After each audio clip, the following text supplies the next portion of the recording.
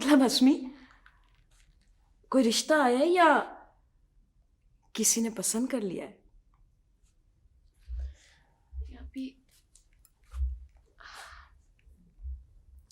अभी मैं आपको अपना एक राज बताने आई हूँ।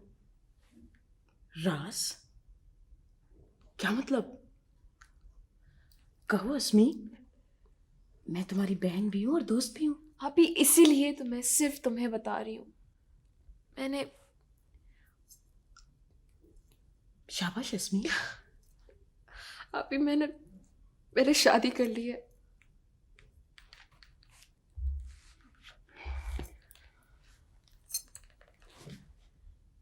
अस्मी, और और किसी को बताया भी नहीं?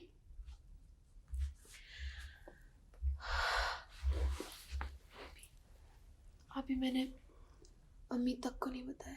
लेकिन कौन सी मजबूरी थी कि मुझे तुमने नहीं बताया?